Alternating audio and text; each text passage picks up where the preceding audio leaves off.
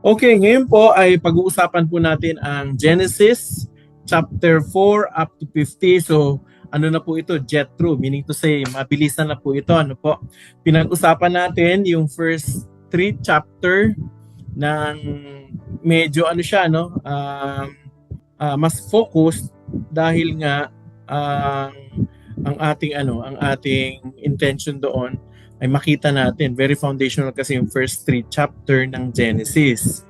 Pero today, we're going to talk about yung buong pangyayari na sa buong Genesis. This is chapter 4 to 50. So medyo jet through ito, mabilisan. But we are going to learn about faith, failure, and fulfillment of God's promises. So pananampalataya ng mga tao, yung kanilang mga pagkakamali at kasalanan, pero eventually yung pangako ng Panginoon na tinupad niya para sa mga sumasampalataya sa Kanya. So yan po ang ating paksain ngayong gabi. Ngayon, anong objective natin? Basically, we study this because we want everyone to have a biblical knowledge and spiritual insights. Through this, I pray that we will be guided on how to read Genesis, and as we read Genesis, we'll be able to see the unfolding of God's promises. Meaning to say, nakita natin yung first 3 chapters kung paano ginawa ng Panginoon yung buong mundo. Eventually, nakita natin, napaka-perfect. It was so beautiful, but eventually, because of the entrance of sin, eventually the beautiful creation of God eventually became marred with sin. Ano ibig sabihin niyan? Nadungisan ng kasalanan. And so therefore, the whole creation actually, especially man, needs redemption. And eventually, after the fall, God has provided a promise, or God has given us a promise that He is going to provide a Savior. So there is a promised Savior that's going to come. Yun po yung sinabi natin last time, yung tinatawag nating Fruit Evangelium. Nakuha niyo? Okay. Ano nangyari doon? Okay. So, itong Genesis, that's okay. So, napag-usapan din natin nung unang-unang session pa lang natin, Genesis as the book of beginnings, parang ito yung outline niya, no? As we can see, the significance where God introduced Himself as the Creator, and eventually He made a covenant with Israel. So, ito yung kumbaga sa mabilisang pag-outline ng buong Genesis, ito yun. Creation, fall, flood, patriarchs. Yung patriarchs yan yung si Abraham, Isaac, and Jacob. And eventually, at the last chapters of Genesis, we will be able to see the life of Joseph. Nakuha nyo? By the way, ang patriarchs na sinasabi natin dito yung 3 lang, no? Si Abraham, Isaac, at Jacob. Bakit sila patriarchs? Sila kasi yung father of faith. And basically, these three persons, si Abraham, Isaac, and Jacob, sila yung nagkaroon ng I should say, face-to-face encounter with God. At sila yung kinausap talaga ng Panginoon at may promise sa kanila. Nagsimula yan kay Abraham, nagpatuloy kay Isaac at kay Jacob, and of course sa buong Israel. Pero basically yung 3 yon ang tinatawag nating patriarchs. Nakuha nyo? Pero very significant din ang buhay ni Joseph kasi naging kasangkapan siya para makalaya mula sa pagkakaalipin ang buong Israel nung napunta sila sa Egypt. Okay? Now, unahin muna natin sa outline yung 3, no? Let's review. Sa Genesis chapter 1, we were able to study the creation, right? Kung paano ginawa ng Panginoon. Sa Genesis chapter 2, mas detalyado kung paano ginawa ng Panginoon si Adam, then si Eve. At sa chapter 3, nakita natin, napag-aralan natin yung pagpasok ng kasalanan, yung pagbagsak ng tao dahil siya ay sumuway sa utos ng Panginoon. Ayan, chapter 3 yon. Now, sa yung kasunod niyan, we are going to learn about the spread of sin. Pagkatapos nung bumagsak sa kasalanan ng tao, kumalat na yung kasalanan. So nandyan, pag-aaralan natin mamaya si Cain at si Abel, tapos yung baha, the flood, and of course, the Tower of Babel.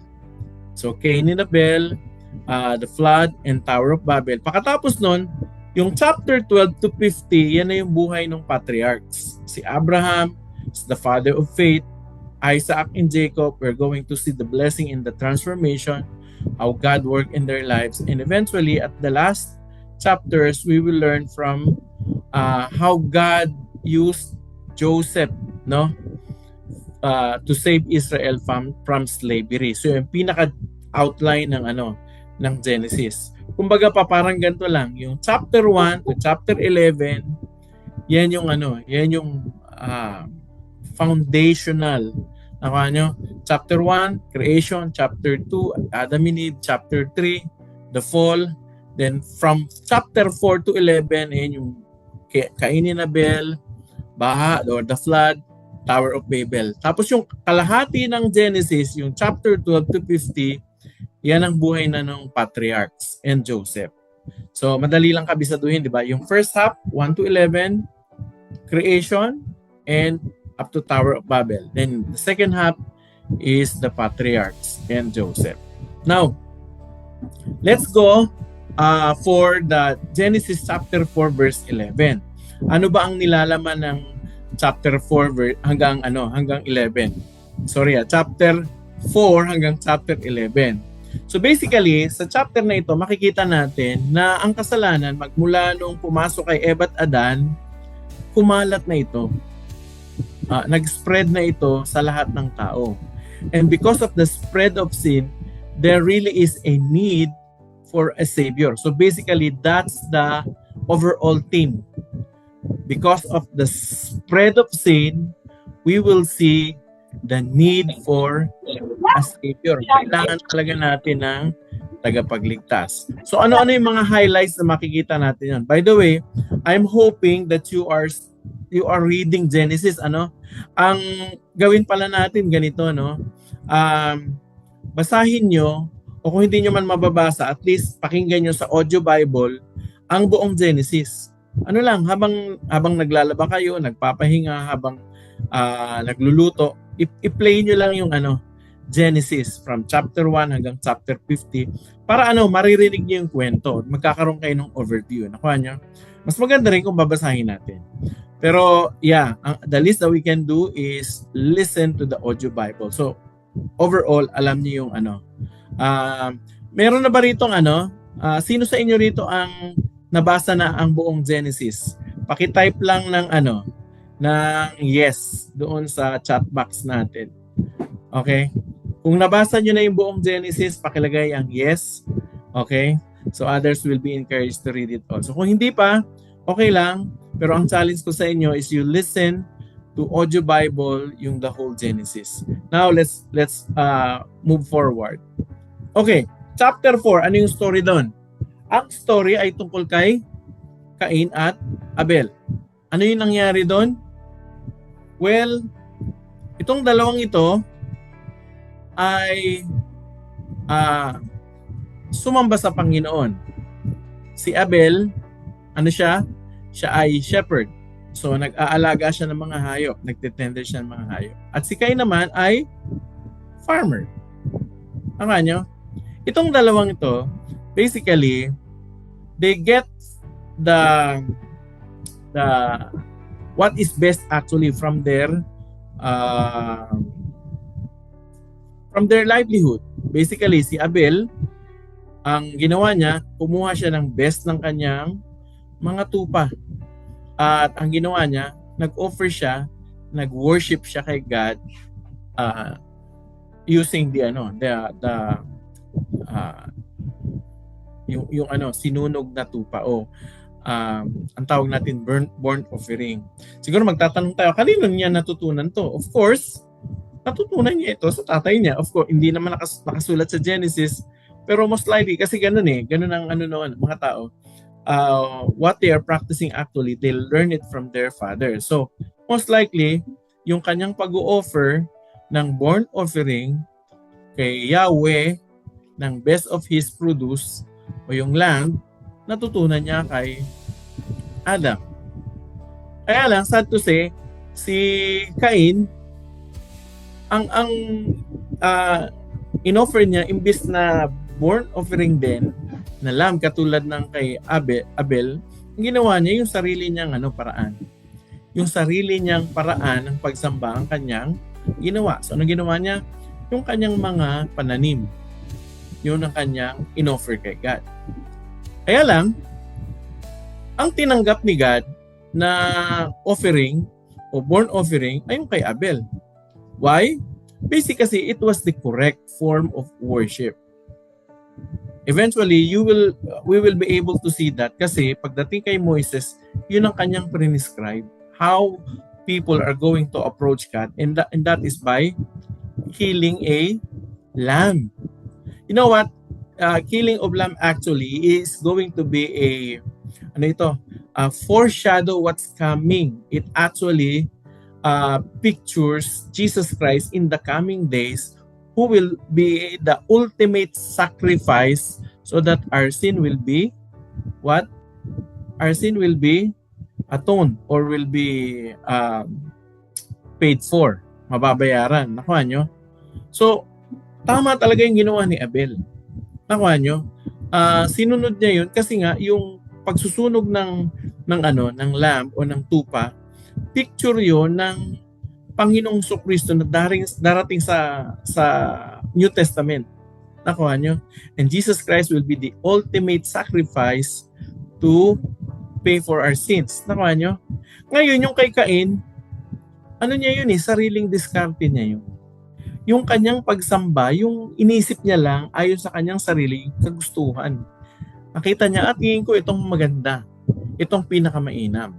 And so therefore, ano nangyari? Hindi yung tinanggap ni God.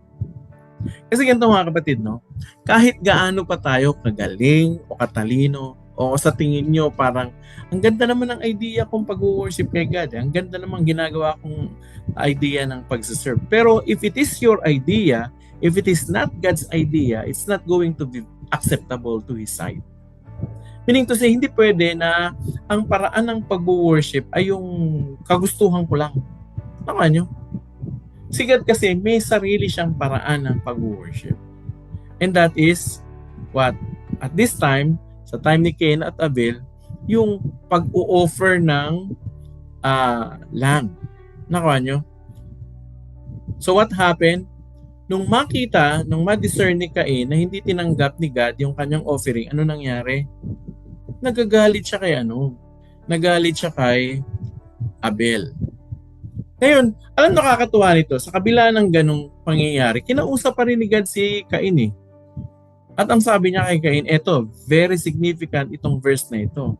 Cain, bakit ganyan ang itsura mo? Tapos ito sinabi ni Cain, ni God kay Cain, sabi niya, mag-ingat ka doon sa nararamdaman mo kasi sabi niya, sin is crouching at your door. You must master it, you must overcome it, or you must rule over it, or else that's going to overcome you. Anong sinasabi ni God dito kay Cain? Cain, yung nararamdaman mong yan, hindi tama. Nakuha nyo? Parang ganito, if I'm going to paraphrase it, parang sinasabi ni God, alam mo kung sumunod ka lang doon sa kung anong tama, hindi sana ganyan ang nararamdaman mo. And normally, ganito yung emotion natin. Kapag tayo ay hindi talaga sumunod sa Panginoon, hindi tayo sumunod sa prescription, sinabi ni mismo ng Panginoon, we will feel bad. Why? Because what we did actually is not in accordance to God's will. Ngayon, itong sinasabi niya kay Cain. Cain, kung ginawa mo yung tama, di sana naramdaman mo yung tama. Naka niyo? Kaya naman talaga pag ginawa natin yung tama, we will feel right. We will feel also good. But if you did something that is bad, eventually you will also feel bad. At ito yung sinasabi ni God kay Cain. You have to master that emotion. Bakit? Kasi ang kasalanan nasa pintuan mo yan. Parang tumutok-tok. Kapag hindi mo yan napagtagumpayan, ipa-paraphrase ko, parang yan ang kakain sa'yo. Tatalunin ka niya. So anong ginawa? Anong nangyari? Ganun nga nangyari. Hindi nakinig si Cain kay God. And so therefore, isang araw, niyaya niya yung kanyang kapatid. sa ilang at doon pinatay niya ang kapatid niya. Of course, ano nangyari nung pinatay niya? Nalaman ni God. Nakuha niyo? Inausap siya ni God. Sabi sa kanya ni God, ang dugo ng kapatid mo sa lupa ay sumisigaw ng katarungan. Alam niyo nangyari? Basahin niyo yung Genesis chapter 4. Pinarusahan si Cain. Nakuha niyo? Nabanish siya. Actually, yung kanyang pagtatanim dapat, no? Yun ang kanyang kabuhayan. Eventually, naapektuhan din. At naging naging lagalag. Naging lagalag na tao sa buong mundo. Bakit? Kasi yung kauna-unahang tao na pumatay. Parang napansin ko yan sa mga yung mga taong nakapatay. Yung literal na nakapatay. Yung taong nakapatay, parang na sila, lagalag na sila. Hindi na maayos yung relationship sa mga tao, and so therefore kung saan na sila napupunta, pero naghahanap sila ng kapayapaan. At ang kapayapaan, alam naman natin sa Panginoon lang matatagpuan. So, very significant ang verse na ito, no? Tayo rin mga kapatid, dapat anuin natin yan. Dapat tandaan natin yan. Ang kasalanan ay parang leon na tumutok-tok sa pintuan natin. Kailangan, sabi natin, but you must rule over it. Kailangan yung emosyon natin, kailangan mapagtagumpayan natin, or else magdudulot ito sa atin upang gumawa tayo ng kasalanan. Tayo, ano-ano ba yung mga emosyon na dumarating sa atin na kailangan nating i-master o i-rule over? You know what? Whatever emotions that you may have, pwedeng galit, inis, kung ano man ang emosyon na nasa inyo, kailangan mas mataas tayo doon. Kailangan mas mataas yung pag-iisip natin. Tayo dapat sa ating sarili ang nagmamanage niyan. Hindi yung emosyon ang nagmamanage sa atin. Nakuha nyo? Tayo ang nagmamanage sa emosyon natin. Lalo na yung mga strong emotion katulad ng galit. Pero hindi lang galit ang strong emotion, pati ang pagkalungkot, pagkabalisa, at kung ano man. Pwede pala nating i-rule over yon. Nakuha nyo? Or else, those emotions are going to overcome us. So that is Cain and Abel. Now, kasunod naman yan, right after that, you will read the story in Genesis chapter 6 to 9, yung story ng patungkol kay Noah. Nakuha nyo? During this time, ang kwento, ang mga anak daw ng Diyos ay nagsipag-asawa dun sa mga anak ng tao.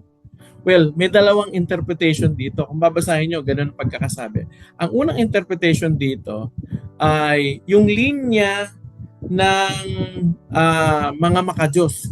Kasi after ni Cain at Abel, si Seth, di ba? Yung linya ni Seth, yun yung mga makadiyos na tao, linya o lahi.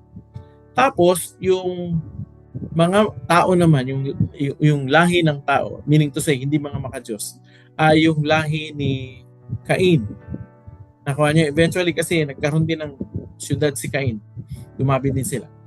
Now, nagsipag-asawa daw yun. Yung mga makadiyos ay nagsipag-asawa doon sa mga hindi makadiyos. Sa madaling sabi, nakurap yung mga tao. And so therefore, during this time, ang babasahin nyo ang chapter 6 to 9, ang mga tao na sobrang sama na.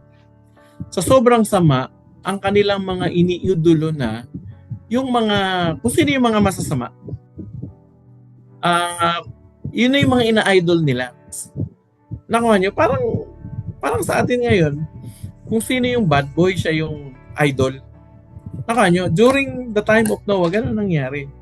At ang mga tao ay hindi na tumatawag sa Panginoon. Nakuha nyo? Ang another interpretation naman ng ibang mga theologian dito, yung mga anak daw ng Diyos, ay sinasabi nila, mga anghel daw yun, bumaba sa lupa, tapos nakita nila mga anak ng tao, nagsipag-asawa daw sila. So, nung nagsipag-asawa sila, eventually, nagkaroon daw ng mga giants.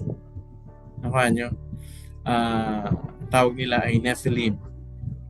Because of that, yung mga giants ang mga naging heroes, pero they were actually bad. So at this time yung kasamaan talagang lumaganap. At walang sino mang tao na matuwid sa Panginoon maliban kay Noah. Eventually, si Noah, dahil siya ay lumalakad ng may pananampalataya sa Panginoon, binigyan siya ng revelation ni God. Actually, ito, Genesis 6:9, ito yung very significant that you will learn from Noah. Sabi dyan, Noah was a righteous man. Siya lang yung righteous man, matuwid, blameless. Wala kang maipipinta sa kanya among the people of his time. Bakit daw? Bakit siya righteous man tsaka blameless? The reason was because he walked faithfully with God. So among all the people during the time of Noah, millions na yan, ang dami na nila. Yung mga tao sobrang sama na at wala nang tumatawag sa Panginoon maliban sa isang tao. At sino yan? Si Noah. At si Noah, sinabi ng Diyos, he is a righteous man and blameless. Bakit siya righteous man and blameless? Because he walked faithfully with God. Wow! Alam niyo, napakagandang nito, description ni Noah. He is a righteous and blameless person. And the reason why, because he walked faithfully with God. Grabe. In fact, before Noah, there was a man named Enoch. Nakanya, itong si Enoch, he walked with God. He walked with God to the point where God said, of course, it's not written, but in the Bible, it said that God took him. Anong ginawa ni God? Dahil sa sobrang close nila, kinuha na siya, hindi siya namatay. At theologians believe that he was taken by God to his presence in heaven. Kaya hindi siya namatay. Nakuha niyo? So, at this time, dito rin, sa time na ito, mababasa nyo rin sa chapter 6 to 9, yung pinakamatandang tao na nabuhay sa buong mundo. Sino yun? Assignment niyo yun. Hanapin nyo, basahin nyo kung sino yung pinakamatanda. 969 years old siya. At alam nyo, yung pangalan niya actually, ang ibig sabihin, when the time actually comes, nung namatay siya actually, yung pangalan niya is a prophecy of the coming flood. Nakuha nyo? Nung namatay yung taong yon, hindi ko sasabihin kasi nga assignment nyo, yung namatay siya ay eksakto na kung saan dumating yung flood. Nakuha niya? Ayan. Trivia, hanapin nyo. I want you to read it. Pero basically, chapter 6 to 9 is the story about the flood. Dito rin mapapansin nyo, nung winipe out ng Panginoon, pinaulan niya, 40 days and 40 nights, pinaulan niya. Nakuha niya. Yung ulan, saan ang galing yung tubig? Well, basically, dati ang mundo ay merong canopy, di ba? Sinabi natin sa chapter 1 ng Genesis, merong tubig sa alapaap at may tubig sa baba, di ba? Yung tubig na yun yung bumubuo sa palibot ng mundo. Ngayon, nung nagkaroon ng pagbaha, yun yung nabutas. Nakanya. Lahat ng tubig sa taas bumagsak, pero hindi lang yon yung bukal, brooks, no, galing sa ilalim ng lupa, nag-burst out din yon. Kaya natakpan ang buong mundo. This is actually a universal flood. Hindi ito local flood lang. Yung local flood, yung halimbawa, dito lang sa Manila, nagkaroon ng baha. Hindi. Universal flood ito. At yung pinakamataas na bundok, we can say, Mount Everest, lumagpas pa doon yung tubig. And so therefore, lahat ng tao namatay maliban sa sa 4 na couple, no? Sino? Si Noah at ang kanyang asawa at yung asawa ng kanyang mga anak. Nakuha niyo? So, basically, 8 tao lang ang naligtas, and after that, from there, the new civilization was formed.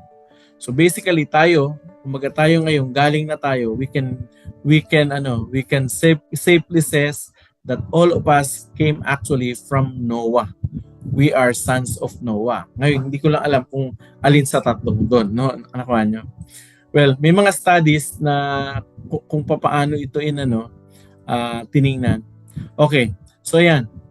Well, after that, pagdating ng chapter 11, ayan, chapter 11,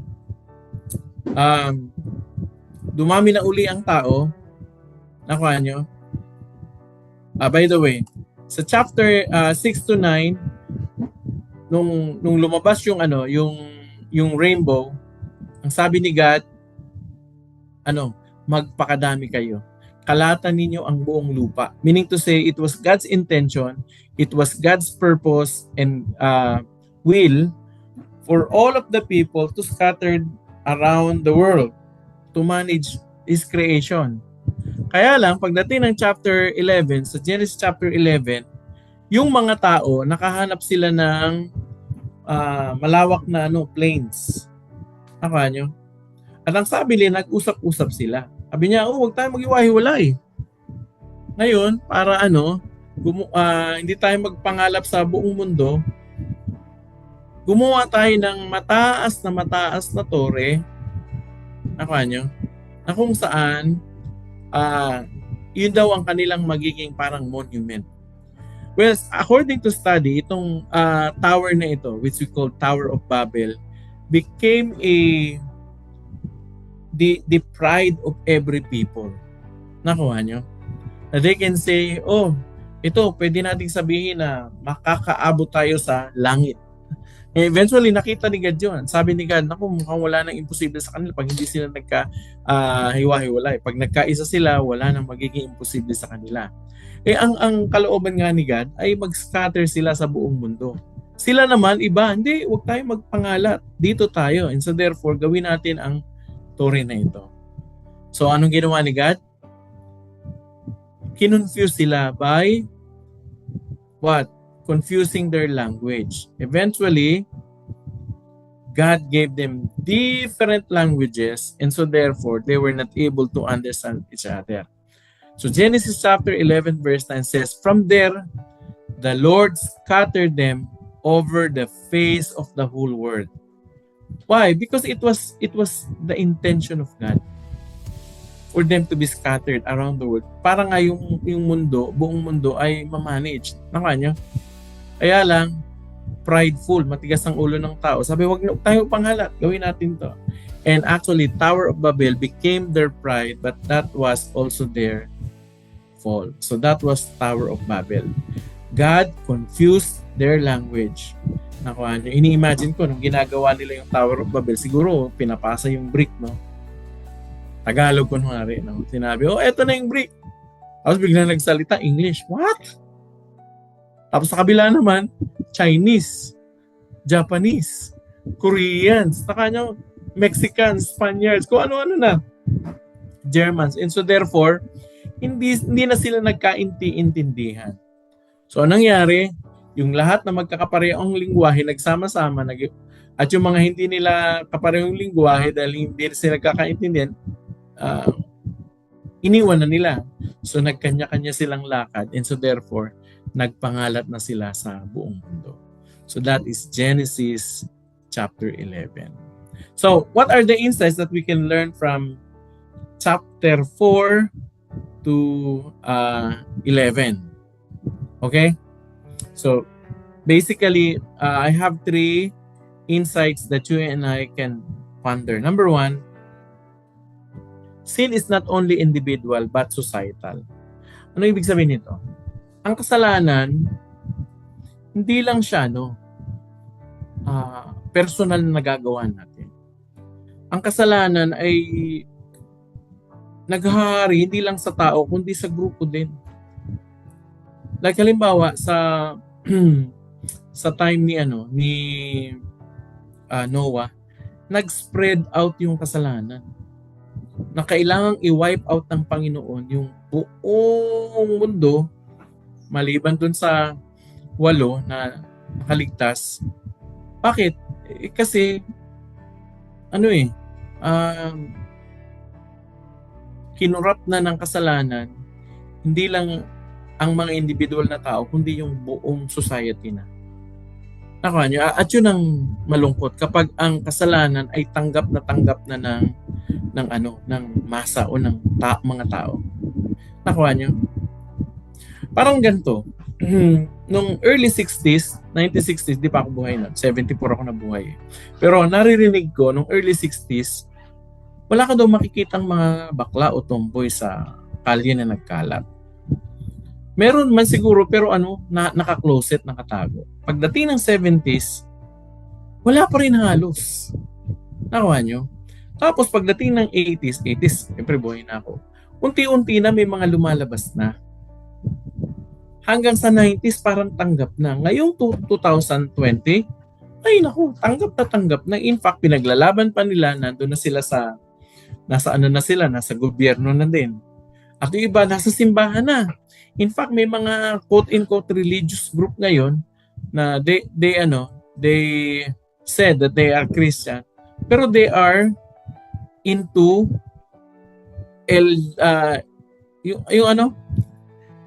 yung lesbian, di ba?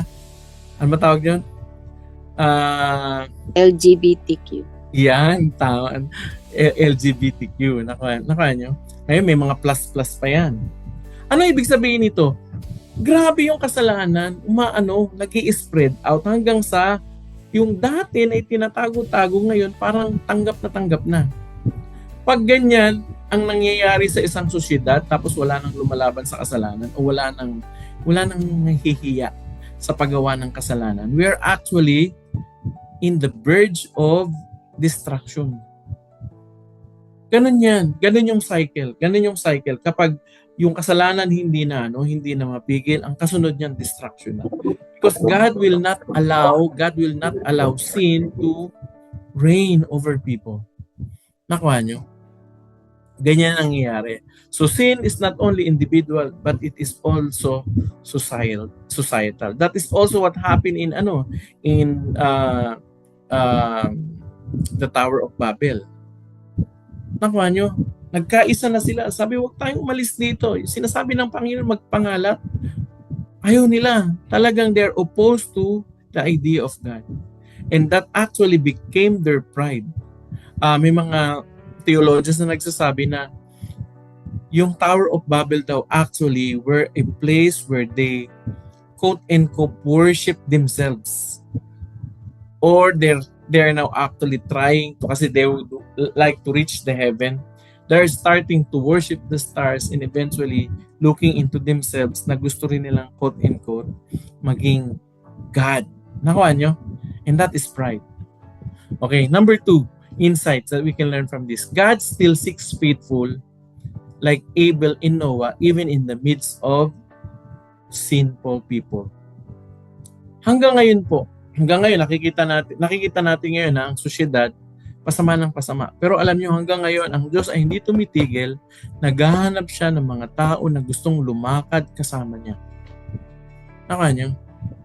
God still seeks the faithful like Abel and Noah. Ang tanong ko, may matatagpuan pa kaya siya sa atin ngayon? Ako, I want to be that person. With all of humility, I need God's mercy. But Lord, I want to be that person that you walk with. I want to walk with God, just like Noah. Number 3, we can learn, this is from the Tower of Babel. Pride and rebellion actually will scatter. Why? Because God's purpose will still prevail. Ano ibig sabihin niyan? Yung masyadong ma-pride at directly opposing God. Nakuha nyo, yung may sinabi na nga si God sa'yo pero ayaw pa rin sundin, ino-oppose mo pa talaga. That is going to make you scatter. Pangangalatin ka ng Panginoon. Hindi ka pagtatagumpayin. Why? Because it is ultimately God's purpose that will prevail. So basically, those are the discipleship insights that you and I, marami pa tayong pwedeng matutunan, pero yun lang munang tatlo. Nakuha nyo? At ito yung first discussion natin. Okay? Ito. Ayan po. Yung first 3 questions natin. Okay, ituloy po tayo. Praise God. I hope that you had a very nice discussion. Ano po? So tuloy po tayo. Now let's go to Genesis chapter 12 to 25. So basically, Genesis chapter 12 verse 25 was the story about Abraham. Nakuha nyo? Now, you have to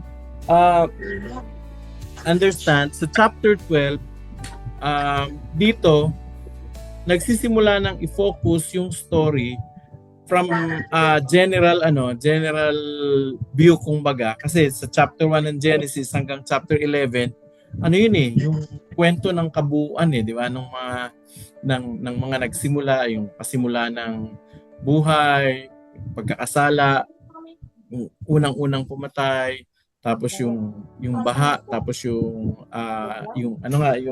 Tower of Babel. Pero from that, nag-focus na ngayon sa isang pamilya actually, where God Himself made a covenant. When we say covenant, ano ito, hindi lang ito basta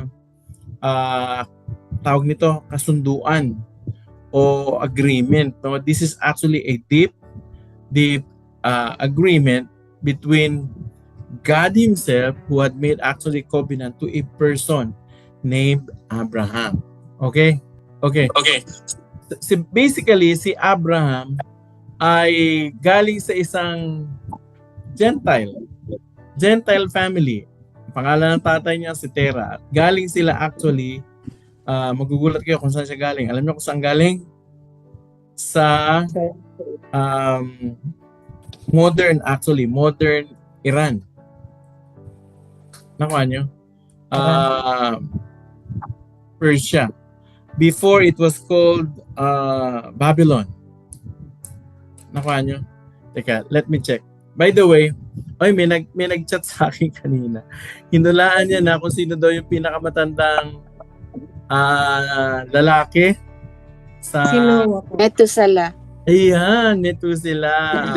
Okay, trivia. Basahin natin. Alam niyo ba kung ano ibig sabihin ng Methuselah? Bago tayo pumunta sa Patriarch. No? Methuselah, ang literal meaning daw niyan ay his death shall send. Or literally meaning, ang Methuselah means when he is dead, it shall be sent. And most theologians said that his name actually was an interpretation of the coming flood. Meaning to say, once na mamatay si Methuselah, darating yung inaasahan at yung baha ngayon. So, actually, nung sa Bible school, inano namin yan, kinumpute namin yung age from Adam, tapos si Noah, tapos si Methuselah. Nagpang-abot pa sila actually. Parang great grandson pa ni Methuselah si Noah. Nagpang-abot pa sila. Yun nga, nung namatay si Methuselah, that was actually the time na kung saan dumating yung baha. And it speaks of his name. When he is dead, it shall be sent. Okay. Now, let's go back. Chapter 12 to 25. Sa chapter 12 dito, nagfo-focus na ngayon sa isang tao or eventually sa isang pamilya. Nakuha nyo? Anong ginawa? Si God nag-reveal siya sa isang tao na pinili niya. At ang pangalan ay Abraham. Nung nagpakita siya kay Abraham o nag-reveal siya kay Abraham, si Abraham binigyan niya ng very clear instruction. At ang very clear instruction, sabi niya, umalis ka dyan sa tahanan ng iyong mga ninuno at pumunta ka sa lugar na ituturo ko sa iyo. At eventually, yung lugar na yon, hindi pa napuntahan ni Abraham. Hindi pa napuntahan yun ni Abraham. Nagtiwala lang siya sa Diyos na sasamahan siya at kung saan man yung ituturo niyang lugar, sabi niya, yun ang pangako ko sa'yo, bibigay ko yan sa'yo. Nakuha niyo? And we are going to learn yung timeline. Itong nakikita nyo, basically, ito yung parang timeline, no? Pag sinabi nating patriarchs, these are the fathers of faith. No? Nakuha nyo? Most likely, approximately, 2000 BC sila. Ano ibig sabihin ng 2000 BC? 2000 years bago dumating si Jesus. Okay? Patriarchs ang tawag niya. So, 1500, yun naman yung time ng mga prophets. Okay? 1500 BC. Mapapansin nyo, pabaliktad, no? Papuntang zero. Kasi nga, ang pinaka-focal point natin, si Jesus. Nakuha nyo. So, 1,500 years before Jesus Christ, yun yung time ng mga prophets.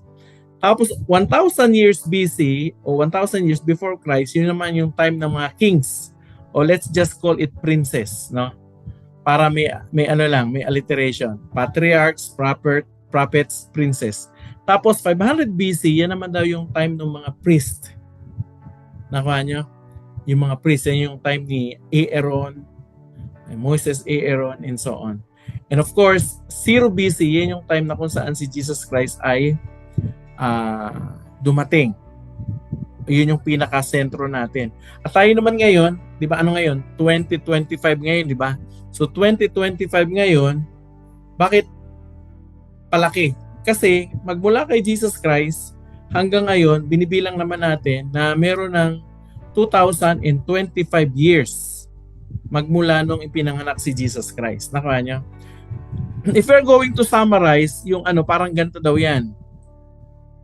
From Adam to Abraham, it is approximately 2,000 years. Nakuha nyo? At from Abraham to Jesus, it is 2,000 years. Nakikita nyo po ba? Kita nyo po? Yes po. Kita naman po, ano? Opo. Amen. Praise God. Amen. Okay. So from Jesus, from Abraham to Jesus, 2,000 years yan. So from Abraham to Jesus, approximately 4,000 years. Pero from Jesus up to now, present church, yung ngayon yan, nasa 2,000 years na rin tayo. Actually, 2,000 years and 25 kasi 2025 na tayo. Napansin niyo ba yung pattern? So 2,000 years, tapos ngayon 2,000 years. Normally, sa Bible ganito. After nung 66 days, pagkatapos ng 6 days, pang 7th days is rest.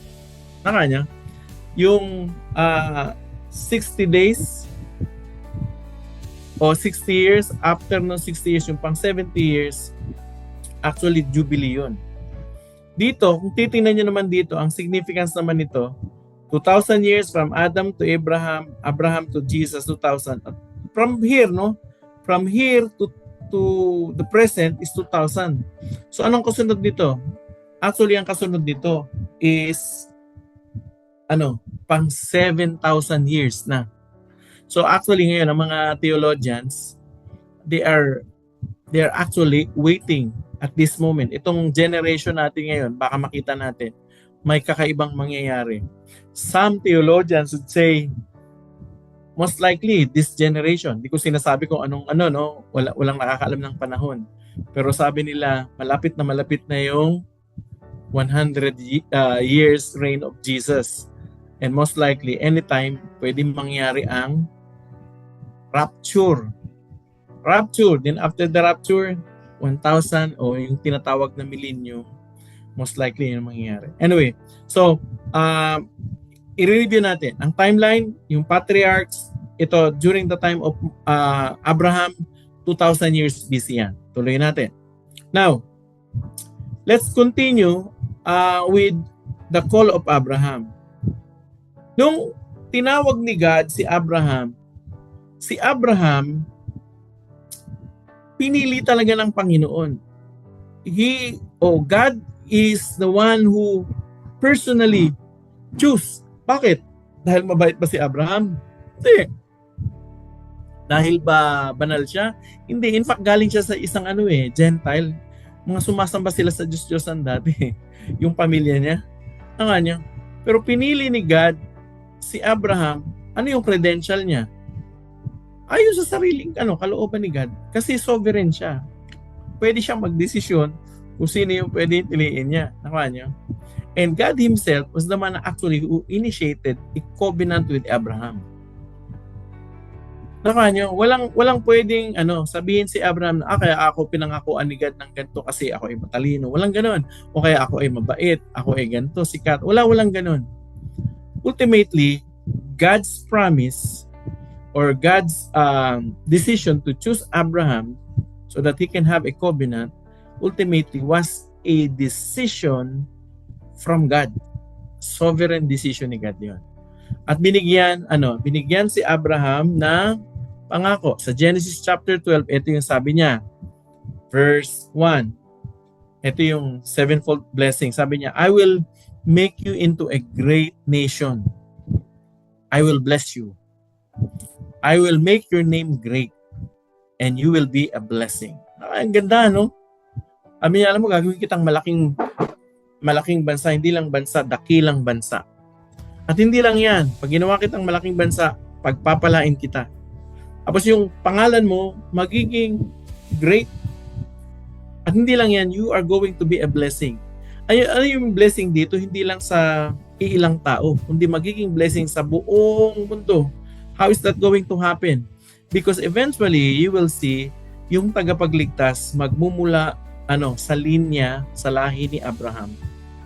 Nakuha niya. At yun yung mga susundan natin sa mga darating na kabanata ng pag-aaral natin. Nasabi ni God, I will bless those who bless you, and whoever curses you, I will curse. And all people on earth will be blessed through you. Wow! What a blessing!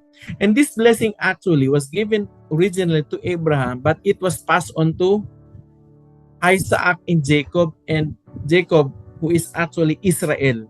Nakaka nyo? Anong pangako ni God? Sabi niya, pagpapalain kita, gagawin ang malaking bansa, pagpapalain kita. Sabi niya, at hindi lang yan, yung mga taong pagpapalain ka, this is a promise to Abraham, sabi niya, pagpapalain ko din sila. Pero yung mga taong isusumpa ka, susumpain ko din sila. No wonder, no? No wonder, kung titingnan mo sa history ng Israel, kung sino yung mga taong binibless ng Israel, they're actually blessed also by God. Even individual, group, or even a nation that blessed Israel. Nakanya? Whoever curses Israel, they're actually cursed also. And throughout the history, merong theology actually ang tawag ay anti-Semitism. Ano yung anti-Semitism? Yung mga Semites kasi ito yung lahi ni Abraham. May mga tao na gustong i-annihilate. Ayan. Tamang term. There are people who would like to annihilate Israel. Gusto nilang patayin. Gusto nilang burahin sa mapa ang lahi ni Abraham. Pero alam niyo, hindi sila magtatagumpay kasi yung blessing ni God, binigay niya na noon pa man. Nakuha niyo? At sinabi ni God, those who are going to bless you, they will be blessed also. Those who are going to curse you, they will be cursed also. Now, in Genesis chapter 15 to 17, very significant ito. Kasi this verse actually echoed in the New Testament. This was actually one of the bases where Paul in Romans says that the just will live by faith. Nag-uugat ito kay Abraham. No, ito yung covenant ni God kay Abraham. So nung si God nangako kay Abraham, sabi niya pagpapalain kita, i-bless kita at magiging blessing ka sa mga marami. Alam niyo anong ginawa ni Abraham para kalugdan siya ng Diyos? Nagpenitensya ba siya? Meron ba siyang inoffer na kung ano? Wala. Actually, ang ginawa lang ni Abraham, he believed the Lord. Verse 6, Abraham believed the Lord. And because of his belief, his faith, he credited it to him as righteousness. Wow! Anong ginawa ni Abraham? Naniwala lang siya. Yung sinabi ni God, pinaniwalaan niya, tinanggap niya. Sabi niya, magiging blessing ka, magiging ama ka ng maraming tao, maraming lahi kikilalanin ka. Pinaniwalaan niya lang yun. Nangyari ba agad yun? Hindi nangyari. Basta pinaniniwalaan niya lang. Sinabi ni God dito. At dahil pinaniwalaan niya si God, Sabi ni God, matuwid tong taong to. Itong taong to na naniniwala sa aking salita, banal ito, matuwid. Meaning to say, ng banal kasi, ang banal separated ito. Kakaiba ang taong ito kasi naniwala siya sa sinabi ko. Alam niyo mga kapatid, that's the importance of us reading the Bible. Tama niyo? Bakit mahalaga na tayo ay nakikinig ng salita ng Diyos, nagbabasa ng salita ng Diyos, nag-aaral ng salita ng Diyos, nagme-memorize ng salita ng Diyos? Kasi yung salita ng Diyos, yun yung paniniwalaan natin. At yung pinaniniwalaan natin na salita ng Diyos, the moment na meron tayong pananampalataya, yung pananampalatayang yun, ang tinitingnan ng Panginoon, He cherishes faith actually. In every person who believe Him, He credits them as righteous people. Naman niyo? Hindi dahil mabait tayo. Hindi naman tayo mabait eh. Hindi dahil sa dami kong nagawa o whatever. No. Wala tayong nagawang anuman. It is just because we believe Him to His promises. At ngayon, anong pinaniniwalaan natin na pangako niya? Yung pangako ng kanyang bugtong na anak. Sabi sa Bible, whosoever believes in Him, in Jesus Christ, shall not perish but have everlasting life. You know what? Even up to now, whoever person, whatever, sino pa man, anybody who believes in that promise, God credits him as a righteous person. Nilalagyan siya ng katuwiran, righteousness, dahil naniniwala siya dun sa pangako na binigay niya. Nakuha niyo? Yan, very significant yung verse na yan. Now, of course, in Genesis chapter 23, pinangakuan ni God si Abraham, Abraham, magiging malaking bansa ka. Kaya lang, 99 na siya. Wala pa ring anak. At 10 taon kasi yung ni Sarah 90 si Sarah. Wala pa ring anak. 89. Tuyo na. Literally tuyo na talaga sila. Tuyong-tuyo na. Pero sabi ni God, magkakaanak ka. In fact, nung pumunta si God, actually, we believe the Trinity actually, 3 persons, visited Sarah and Abraham. At nung kinakausap ni Yahweh, si Abraham, sabi niya, this time, at this time next year, sabi niya, you will have your son. Narinig yun ni Sarah, natawa siya. Natawa niya, sabi niya, kung kailan pa ba naman ako matanda, tsaka pa ba naman ako maghahanap ng ganong pleasure, kung kailan ba naman ako tuyon-tuyo na, tsaka ako magpapasuso ng bata. Parang yung sinabi ni Sarah, natawa talaga siya. Tapos dinanong niya, bakit natawa si Sarah nung sinabi ko magkakaanak siya? Magkunwari pa si Sasa, ay hindi po ako tumatawa, pero actually tumawa talaga siya. Pero God tolerated that, no? Eventually, nung sumunod na taon nga, nagkaanak siya. At ano ang pinangalan sa anak? Isaac. Alam niyo kung ano yung literal meaning ng Isaac? Na ang ibig sabihin ng Isaac, natatawa ako, nakakatawa. Natatawa ka talaga kasi pag nalaman mo yung history ni Isaac, ilang taon ng tatay mo nung pinanak? 100 years old po. Yung nanay mo, 90 years old po. Matatawa ka talaga, di ba? That's why, ang pinangalan sa kanya, Isaac. But eventually, that laughter, yung meaning kasi ng Isaac is laughter, that laughter actually brings joy in the heart of Abraham. Imagine niyo, matagal ka na nag-iintay ng anak mo, hindi ka magkaanak-anak. At nung tumating, anong mangyari? Siyempre, may focus mo lahat ng attention mo, lahat ng pangarap mo to sa anak mo, di ba? And at this time, most likely, this what happened. Hindi nakasulat sa Bible to. Silent ang Bible dito. Pero most likely ganito nangyari. I-focus sobra ni Abraham yung kanyang affection, yung kanyang focus dun sa anak niya. That God needed to test him so that Abraham will be able to realize sino nga ba talagang mahalaga sa akin. Si God o yung anak ko. That's why, anong sinabi ni God kay Abraham? Abraham, pumunta ka doon sa bundok na ituturo ko sa'yo, dalhin mo yung anak mo kasi i-offer mo siya. Maliwanag yung kay Abraham. Maliwanag na sinabi ni Yahweh, i-offer mo yung anak mo. Alang ibig sabihin ng offering, kasi ginawa ng maraming beses ni Abraham to, nag-o-offer siya, pag ino-offer sa altar, pinapatay. So anong ginawa niya? Naglakad sila ng matagal, malayo, hanggang dumating sila sa bundok. Nasa bundok na sila, iniwan nila yung kanilang mga alipin sa paanan ng bundok. Sila na lang ni Isaac ang umakyat doon sa Mount Moriah. At doon sa Mount Moriah, ang dala-dala niya yung sulot, saka yung kahoy. Nagtanong pa nga si Isaac.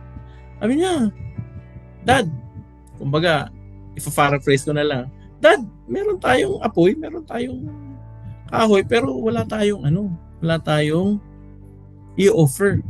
Pero sa isip-isip at loob-loob ni Abraham, alam niya kung sino yung offer niya, si Isaac. Pero alam niyo sagot ni Abraham ganito, hayaan mo anak, the Lord will provide.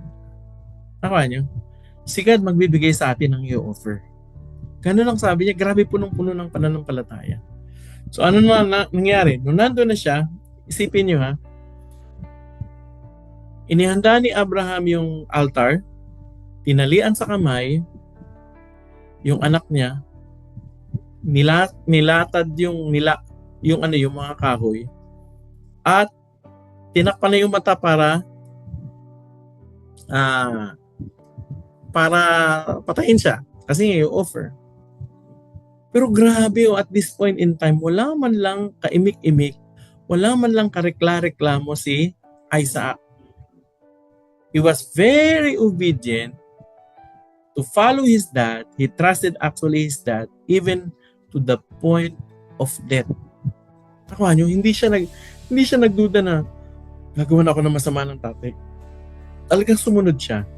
This was actually a picture of Jesus. Nakuha niyo?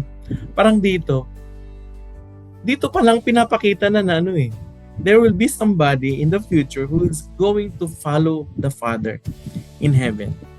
So si Isaac dito is quote and quote the type of Jesus in the coming days.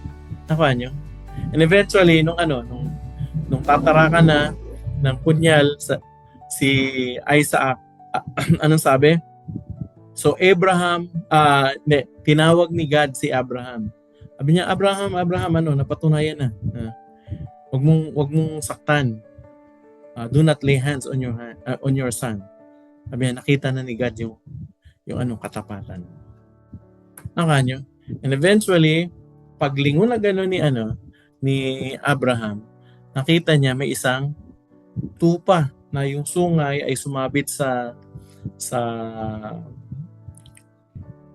bush, sa halamanan. Hindi siya makaalis. At yun ang kinuha niya at yun ang inialay niya kay Yahweh. And eventually, that place, ito, very significant ito kasi dito, nakilala niya si God kung sino si God. Mas lalo, mas malalim. So Abraham called that place, the Lord will provide. And to this day, it is said, on the mountain of the Lord, it will be provided. Dito nanggaling yung salitang Jehovah Jireh. The Lord will provide. Kaya sabi, on the mountain of the Lord, it will be provided. Alam niyo, nakakatuwa rito, kasi buti na lang sumunod si Abraham. Kasi ang sabi ni God, ituturo ko sa iyo yung mountain. Yung mountain na ituturo ko sa iyo, doon mo i-offer si Isaac. Nakuha niyo? Imagine niyo, ilang araw sila naglalakad. Paano kung halimbawa, hindi nakapag-intay si Abraham, nainip na siya. Sabi niya, bakit pa tayo pupunta sa malayo? Dito na lang, i-offer ko na sa iyo si Isaac. Nakuha niyo?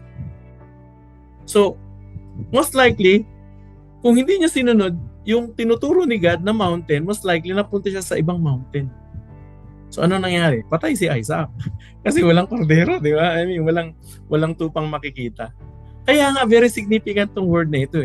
On the mountain of the Lord. Saan daw? Doon sa mountain na itinuturo ni God. Ano daw? It will be provided. Do not just say that the Lord will provide. Yes, the Lord will provide. Pero I tell you, you have to find the mountain where God is telling you. Because in that mountain, He is going to provide. Amen ba? Amen. Okay. Now, discipleship insights. What can we learn from this story? Number one, we can learn that faith often involves waiting and testing.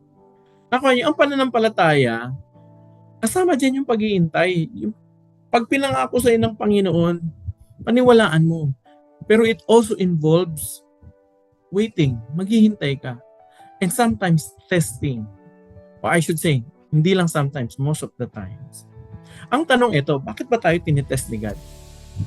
Bakit tayo sinusubukan? Para malaman niya kung tapat tayo?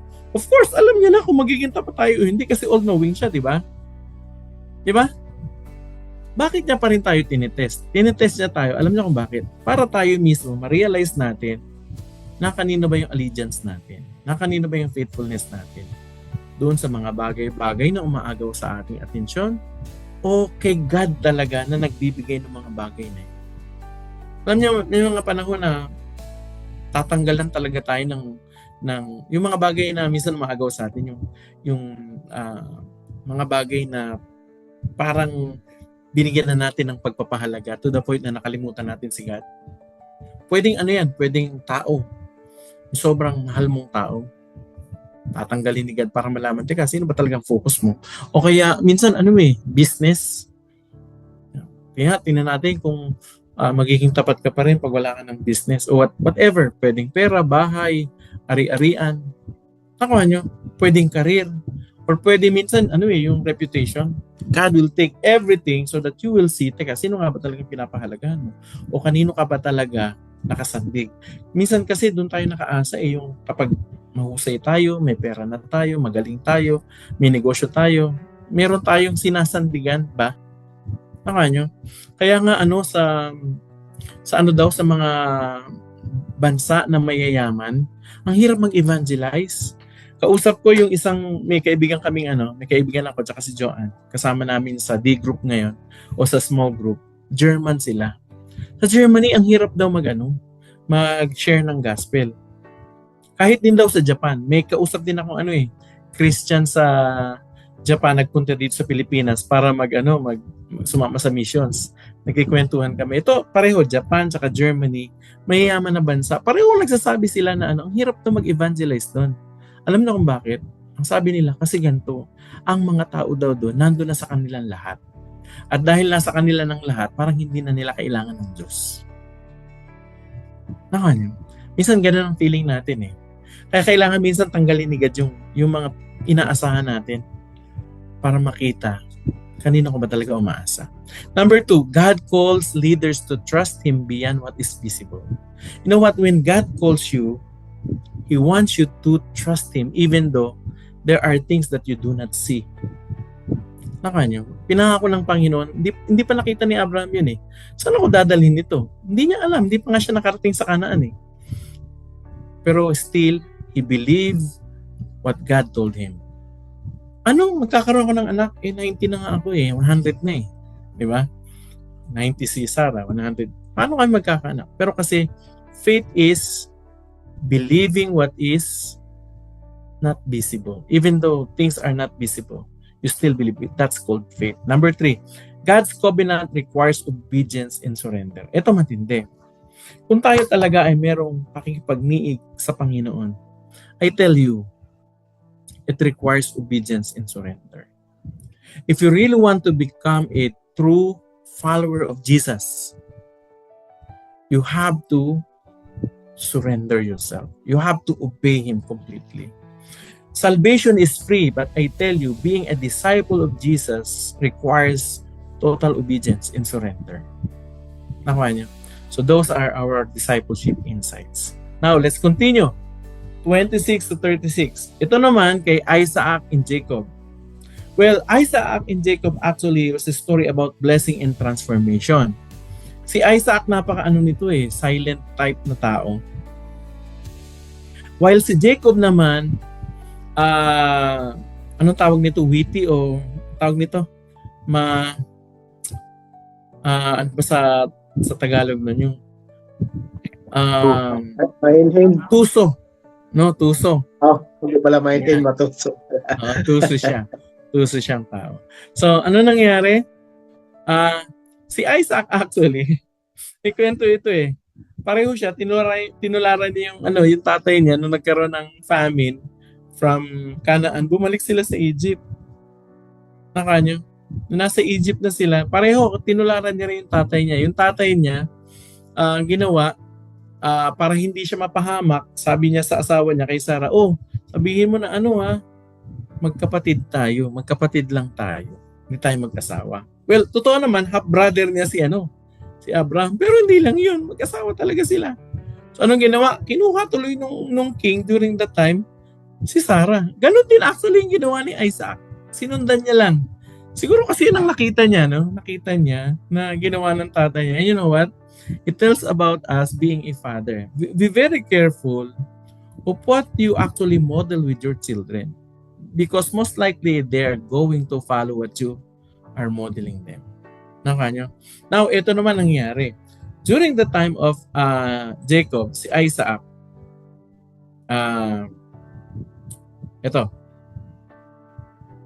chapter 26 muna pala tayo. Dito, makikita mo na si Isaac were actually personally kinausap siya ni God. And because of that, Isaac built an altar there and called on the name of the Lord. Basically, you will notice he followed actually the model of his father. Every time na may darating sila sa isang lugar, gagawa siya ng altar, he's going to call upon the name of the Lord. Na-model yun ni Abraham. Pero hindi lang yun, pati yung yung pagsisinungaling tungkol sa kanilang asawa na kapatid. Nakuha niya. Now, nagkaroon si Isaac ng 2 anak. Basically, kambal. Sino to? Si Esau at si Isaac. Dito pumapasok actually yung anong tawag nito? Favoritism. Favorite ni Isaac, si Esau, si Jacob naman, favorite ng asawa niya, si Elizabeth. Nakuha niyo? So therefore, kasi siguro si Esau, mangangaso, medyo manly, mga lalaki, syempre gustong-gusto yun. Tapos, ito namang si Jacob, taong bahay, and so therefore, dahil taong bahay, laging kasama ng kanyang nanay, and so therefore, favorite ng kanyang nanay. Ayun, nung mamamatay na itong si Isaac, tinawag na si Esau. Sabi niya, para maibigay ko sa yung blessing, dalhan mo ko dito ng hayop na hinuli mo sa ilang. Narinig yun nung nanay nung dalawa. Siyempre, favorite niya si Isaac. So, ang ginawa niya, si Jacob, no? Favorite ni Isaac, si Esau, favorite ni Elizabeth naman, nung nanay, si Jacob, no? Ang ginawa, nagsabuatan yung dalawa para lokohin yung kanilang tatay. Pero bago pa yun, napakatuso itong si Jacob. Yung kapatid niya, inagawan niya ng birthright. Paano niya inagawan? Nung tinaon niya na gutom yung kanyang kapatid, nagluto siya ng sabihin na natin, kumbaga, kasi actually beans yan, no? Nung nagluto siya nun, gutom yung kapatid niya, syempre sa kanya yun, niluto niya. Sabi yung kapatid niya, bigyan mo ako niyan. Sabi, hindi kita bibigyan ito, maliban na bigay mo sa akin yung birthright. By the way, birthright kasi, napakahalaga nun. Ang ibig sabihin ng birthright, double portion of blessing actually, ang ibibigay sa iyo. Pero once na ikaw ay may hawak ng birthright, ang ibig sabihin nun, ikaw din ang mangangasiwa sa buong sambahayan. Meaning to say, you are responsible actually for the whole family, household. Nakuha niyo? Ngayon, sabi ni Esau, ano pa yung birthright na yan kung mamamatay ako sa gutom. And so therefore, pinagpalit niya yung kanyang birthright. Ganon lang. Meaning to say, hindi parang binaliwala actually. Kasi birthright is a position of responsibility. Hindi kinuha ni Esau yung position of responsibility. But Jacob was very persistent actually to take it. And so therefore, he won. Ganun din ang nangyari na kuha niya yung blessing ng kanyang tatay.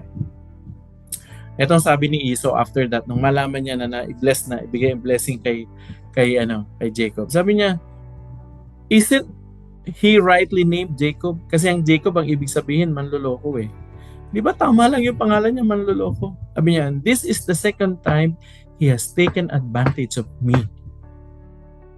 Nag-take advantage ba si Jacob sa kanya? Of course. Pero kasi pinabayaan niya rin. Binigay niya lang kasi ng basta-basta yung responsibility na dapat ay nasa kanya. So, he took my birthright, yung sabi, and now, he's taken my blessing. Nakuha niya, he's taken my blessing.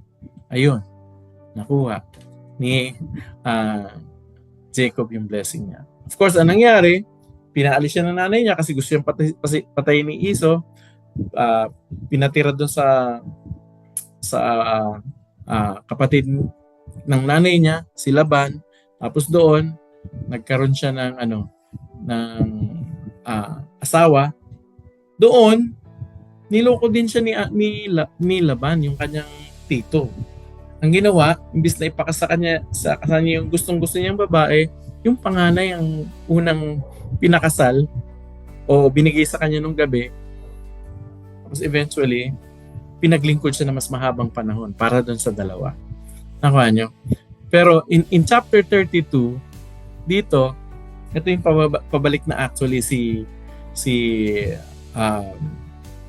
Jacob. Nung pauwi na siya, gusto niya makipagkasundo, lumaki na yung kanyang pamilya, dumami na yung kanyang mga ari-arian. Nung papalipat na sila, patawid na sila ng ilog, dito na-encounter niya si God. Ano nangyari? Nakipag-wrestling siya. Verse 28, then the man said, eventually, magdamag sila nag-wrestling. Ayaw niya magpatalo. Nung bandang huli, tinanong siya ng lalaki. Yung lalaki, hindi niya pa una kilala eh. Sabi niya, who are you? Sabi niya, Jacob. Sabi niya, your name will no longer be Jacob, but you will be called Israel. Ano yung Jacob? Yung Jacob manloloko eh. Dahil ang pangalan mo dati manloloko, pero ngayon, nang na-encounter niya itong lalaking ito, sabi niya, papalitan ng pangalan mo.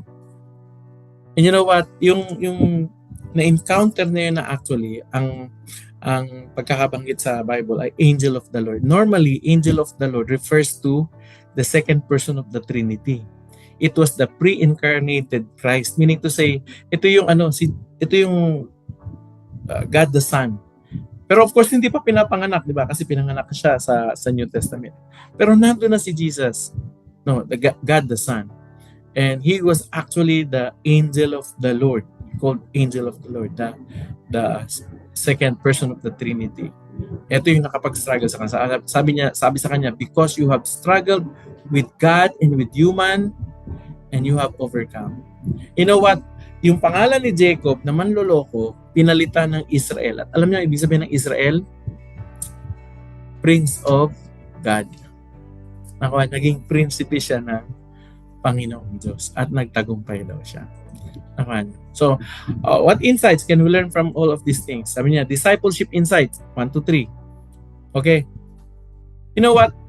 We can learn from these stories that God uses imperfect people to accomplish His perfect plan. Ay nakakatuwa sa Panginoong Diyos, no? Kasi kahit si Abraham, hindi siya perfect. Si Jacob, hindi rin siya perfect. Si Isaac, lalo na hindi rin perfect. Yung tatlong yun, Abraham, Isaac, and Jacob, they were not perfect. But you know what? Even people are imperfect. If they believe God can still accomplish His perfect plan. And He uses imperfect people. Kaya siguro sasabihin mo, ganito lang ako, mahina ako, hindi ako perfecto. Okay lang yan. God can still use you for His perfect plan. Number 2, transformation comes through struggle, surrender, encounter with God. Ano ibig sabihin nito? Alam niyo yung totoong pagbabago talaga sa buhay? Kapag nakita mo, nag-struggle ka, Tapos eventually, sumurrender ka kay God kasi na-encounter mo siya. Tama nyo? True transformation comes when you encounter God. So, as a discipleship leader, kayo, mga leader kayo, yun ang anuhin natin. Yun ang goal natin every day. That encounter with God. Whenever you read the Bible, every day, in work, in families, in problems, lagi yung tatanungin, nasaan si God dito? Where is He working? Where am I going to encounter it? Always look where God is working and have an encounter with God. Alam niyo kung bakit? Because only with encounter with God, transformation occurs. Number 3, leadership is shaped in the wilderness. Si Abraham, si Isaac, si Jacob, they're the patriarchs. But you know what? Their leadership were actually shaped in the wilderness. Ano yung wilderness? Ito yung lugar na kung saan, parang barren, di ba? Tuyo, mahirap ang buhay. May mga struggles. Okay lang yun. Kung mahirap ang buhay mo, may mga struggles ka, may mga pinagdadaanan ka, whatever it is, you know what? Yun nga yung ginagamit ni God para mas maging effective ka na leader at lingkod niya. Ang kanyang leadership is shaped in the wilderness. Okay, last story. Bilisan na natin. Genesis chapter 37 to 50. From 37 to 50, dito makikita nyo na yung kwento ni Joseph. And ititle this, God's Sovereignty in Suffering. Nakuha nyo? So, ilan ang anak ni Jacob? Nagkaroon siya ng 11 anak, eventually pang 12 si Benjamin, di ba? Pero may isang katangi-tangi na favorite siyang anak kasi itong anak niya na ito, anak ni Jacob, anak niya doon sa pinakamamahal niyang asawa. Remember, meron siya 2 asawa at 2 concubine, di ba? And so therefore, dahil itong anak niya ay galing doon sa asawang mahal na mahal niya, so favorite niya. Ang problema lang nito, yung favoritism niya, sobrang kitang-kita ng mga kapatid. To the point na yung mga kapatid, galit na galit naman doon sa anak na favorite niya. Tapos hindi lang yun, itong anak pa na ito na favorite ng tatay nila, nagkaroon ng vision o ng panaginip. Nakanyo? Ito yung panaginip. In Genesis 37 verse 5, Joseph had a dream, and when he told it to his brother, they hated him all the more. Nung nagkaroon siya ng panaginip, kinuwento niya sa mga kapatid niya. This was actually, listen to this, this was actually God's revelation personally to Joseph. Si God, kinakausap si Joseph ng kung anong plano niya kay Joseph. Nakanyo? Kaya lang, ito si Joseph, medyo madal na magkwento. Ano yun sa mga kapatid niya? Oy, napanaginipan ko. Lahat daw tayo may bungkus tayo ng trigo. Tapos yung bungkus ng trigo nyo, yumuko doon sa bungkus ng trigo ko, yung sa akin nakatayo. Tapos another panaginip. Napanaginipan ko yung araw daw tsaka yung buwan. Tsaka yung 11 bituin. Lahat sila yumukod sa akin. Siyempre, itong mga to, yung mga kapatid niya, alam na alam ang ibig sabihin. Ano ibig mo sabihin? Iyuko kami sa'yo, ikaw magiging leader namin. Nakuha nyo? That was actually a revelation of God to Joseph. Kaya lang eventually, it was taken by his brothers as something against them. You know what? Meron tayo rito, may insight tayo dito actually. Ito kapag si God mayroong personal message sa inyo, be very careful to share it, not to share it with others. Unless God tells you to. Ano ibig sabihin niya? Kung meron sa yung sinasabi si God, revelation, o may message si God, keep it to yourself. Unless sinabi ni God na, o share mo sa iba. Ano kung bakit? Kasi minsan, yung revelation na yon is actually His message to you. And if you share it to others sometimes, baka yung iba mainggit o kaya it will be taken differently by other people. Nakuha nyo? Kaya be very careful. Kung merong mensahe sa ang Panginoon, take it to your heart. Halimbawa, may binigay sa yung pangarap si God. Take it to your heart. Mag-ingat ka sa mga pagsesharean mo. Kasi eventually, baka yung mga pagsesharean mo, sila pa yung maging hadlang para, mo. Ang ganun eh. Pero eventually, what happened, nainggit yung yung mga kapatid. So, ang ginawa sa kanya, isang araw, nung dinadalhan sila ng pagkain, hinulog siya sa balon, tapos nung may mga travelers going to Egypt, binenta siya. Buntik na siyang patayin. Mabuti na lang yung kapatid niya, yung panganay na kapatid, sinabi na, huwag natin patayin. Ibenta na lang natin. So, ibinenta siya. Binenta siya. Napagkasundoan ng ibenta. Tapos, nireport ng mga kapatid sa tatay na, namatay. Di po ba ito yung yung magarang damit? Tingnan nyo nga po kung itong damit ng anak niyo. Ninagyan nila syempre ng tugo. Tapos, dinagdagan ng kwento, ay nasila yan ang mabangis na hayop na matay. Syempre, nagdalamhati ng gusto si Jacob kasi pinakamamahal niya yun eh. Pero actually, hindi totoo. Niloko siya ng mga anak niya. Pansinin niyo, no? Yung mga panloloko na ginawa ni Jacob noon sa kapatid niya, sa tiyuhin niya, sa ibang mga tao, eventually na-rape niya o naani niya doon naman sa mga anak niya. Yung mga anak niya naman ang naloko sa kanya. Ganun yun eh. Kung ano yung tinanim natin, yun yung aanihin natin. Nakanyo. So nagdalamhati ng gusto si Jacob. Pero itong si Joseph naman, nung napunta siya sa sa Egypt, nabili siya ng isang may posisyon sa pamahalaan, si Potiphar. So ginawa siyang katulong. At doon sa pagiging katulong niya doon sa tahanan ni Potiphar, napansin ni Potiphar may kakaiba sa taong to. Nakuha niyo? Napansin niya na sinasamahan siya ng presensya ng Panginoon. Alam niya, kitang-kita sa buhay niya. At dahil nga sa kanya, nakasulat din sa chapter 13 into 40, umunlad yung yung kabuhayan ni Potiphar. Kaya lang matipuno at magandang lalaki ito si Joseph. Yun pala, habang wala si Potiphar, si Mrs. Potiphar pinagnanasaan si Joseph.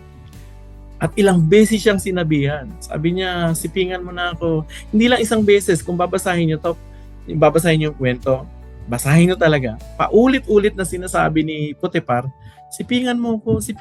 Kapag may opportunity siya, kapag sila nilang dalawa, sipingan mo ako. And you can just imagine during that time, ano yung suot nila. Siguro ganito, no? Ito lang suot ni Joseph na pag hinila, hubot-hubad na agad siya. Anong ginawa? Nung na-corner siya, itong sinabi, diniretsa ni Joseph si Mrs. Potiphar. Sabi niya, no one is greater in this house than I am. My master has withheld nothing from me except you, because you are his wife. How then could I do such a wicked thing and sin against God? Grabe.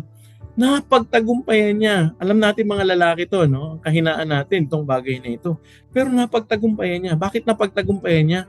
Kasi ang nasa isip niya, kapag ginawa ko ito, hindi ko lang ito ginagawa against the person o against sa amo niya. Sabi, pag ginagawa ko ito, this is going to be a sin against God. And because of that mentality, it actually stopped him from doing what is wrong. Alam niyo, magandang prinsipyo yun. Kung may isip natin na tayo halimbawa ay gagawa na ng isang kasalanan, isipin natin na actually itong gagawin natin ang masasakta na unang-una, ang mapapahiya na unang-una sa ating buhay ay ang ating Diyos. And so therefore, makakatulong yun upang magdesisyon tayo ng tama. Lalo na sa panahon na parang nadidimla na yung utak natin dahil ang nananaig ay pagnanasa na o ang kagustuhan sa isang bagay. Mapaglilinaw nun yung ating isip. Pag may isip natin na itong gagawin ko, masasaktan nito at mapapahiya ang pangalan ng Panginoon. Yun ang ginawa ni Joseph. So ano nangyari? Nakulong siya. Nung nakulong siya, doon sa kulungan, uy grabe, nag-prosper uli yung buong kulungan. In fact, to the point na yung warden sa kulungan, Wala na siyang nakikitang kaguluhan kasi maayos na maayos ang pamamalakad sa pamamagitan din ni Joseph. Nakanya, tapos may nakakulong ng dalawa. Itong dalawang to nagkaroon ng panaginip. Itong dalawang to happen to be servants of Pharaoh, yung king ng Egypt. Sabi, nagkikwentuhan sila, nagkaroon kami ng panaginip. Nakuha nyo? And you will notice, Genesis 29 to 23, you will always read something like this sa buong kwento ni Joseph. Because the Lord was with Joseph and gave him success in whatever he did. So, the success of Joseph was actually rooting from the presence of God. Nagets niyo po? Hindi dahil sa kung ano pa man. Yung presensya ng Panginoon, dahil sinasamahan siya, kaya siya matagumpay. Alam niyo yun ang mithiin natin. Nasamahan talaga tayo ng Panginoon. Kasi if God is really with us, I tell you, there will be success. So ano nangyari? Yung dalawa, nagkaroon ng panaginip, in-interpret niya, sabi yung isa, yung baker, yung cupbearer, sabi niya, after 3 days, babalik ka sa service ng king. Yung isa naman, yung baker, after 3 days, papatayin ka. So nagkatotoo nga yun. Nagkatotoo yun. Eventually, what happened? Fast forward, nagkaroon ng panaginip uli ang Pharaoh, naghanap ng interpreter, si Joseph ang nirekomenda nung cupbearer. And sure enough, he was able to interpret the dream of Pharaoh. Abi, 7 years magkakaroon ng extreme abundance, but it will be followed by extreme famine. So dapat maghanda tayo. Nagbigay din siya ng mga panukala para makapaghanda. Sabi nung Pharaoh, sino pang hahanapin natin mauuna? Ikaw na kasi ikaw ang binigyan ni God ng wisdom. And so Joseph became the second most powerful in Egypt, or even the whole known world during that time. Kasi sabi ng mga scholars, during this time daw, Egypt is the most powerful country. Nakuha nyo? Fast forward, nagkaroon ng kagutuman sa buong mundo. Yung mga kapatid niya, nabalitaan, si Isaac, nabalitaan na sa Egypt ay merong pagkain. Inutusan yung mga anak na, punta kayong Egypt, muna kayo doon. Makipagkalaka lang kayo para makakuha tayo ng pagkain. Pumunta sila doon, nakita na ni Joseph, pero hindi siya nakilala, di ba? Nung una, pinahirapan niya yung kanyang mga kapatid para makita niya kung nagsisisi nga ba ito. Eventually, nung nalaman niya nagsisisi na sila, nagpakilala siya at the end of the story. Sa madaling sabi, dahil doon, nalaman ni Jacob, buhay pala yung kanyang isa sa pinakamamahal na anak, si Joseph. So from Canaan, yung buong angkan ni Isaac, dinala ni Jacob dinala sa Egypt, at doon binigay sa kanilang the best land. Doon sila nag-flourish ng matagal na matagal, and eventually at the end of Genesis chapter 50, ito na, nung namatay na yung tatay nila, namatay na si Jacob. Sabi ng mga kapatid, baka anuhin tayo, pagpatay na yung tatay natin, gumanti. Pero itong sinabi ni Joseph sa kanila, you intended to harm me, but God intended it for good, to accomplish what is now being done, the saving of many lives. Sinasabi niya, alam nyo, kung inisip nyo sa akin noon ay gawin ng masama, pero ginamit ng Panginoon yung mga bagay na yon para mapabuti tayo, para mailigtas ang marami. Naalala ko tuloy yung Romans chapter 8 verse 28. God works, di ba? God works all together for good for those who love Him. Yung lahat doon ang nangyayari sa atin, masama man yan sa paningin natin, actually, pinahihintulutan ng Panginoon kasi eventually, may maganda siyang plan. Yun yung parang sinabi ni Joseph dito. Okay. At the end of chapter 50, makikita nyo, yung last verse doon, basahin nyo, makikita nyo that you will see that Joseph died. Nakuha nyo? It was actually about the death of Joseph. Kung mapapansin niyo yung buong Genesis, nagsimula siya sa buhay, di ba? When God created Adam, He gave him life. Pero at the end of Genesis, it ended with the verse that is about death. Nagsimula sa buhay, pero dahil sa kasalanan, nagtapos yung Genesis sa kamatayan. Pero itong maganda nito, ang Genesis, ang libro naman ng Bible hindi natatapos sa Genesis. Kasi may revelation tayo. Nakuha niyo? Pero yun, Genesis started with life and it ended the story about death. So what can we learn from this? Tatlong bagay ulit. God is at work behind the scenes even in suffering. Alam niyo, kahit sa gitna ng mga pagsubok ni Joseph, ang Panginoong Diyos hindi siya iniwan. At alam niyo, yung mga kahirapan niya nga, ginamit niya yun to orchestrate yung pinakaplano niya. Nakuha niyo? Kaya, kahit minsan masakit at hindi natin nakikita kung paano kumikilos ang Panginoon, magtiwala pa rin tayo na He is in control. Number 2, forgiveness is a powerful testimony of God's grace.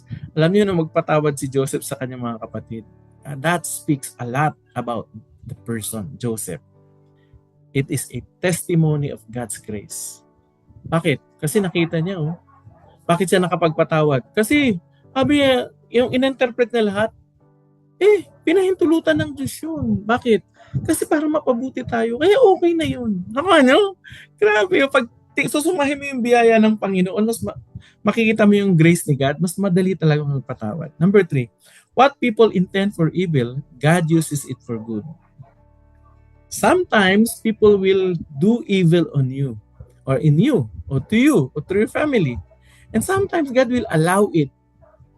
But you see, when God allows it, He has a greater and better plan. Just wait for what God is going to do in your life. So that is Genesis, mga kapatid. That is Genesis chapter 4 up to 50. Ayan.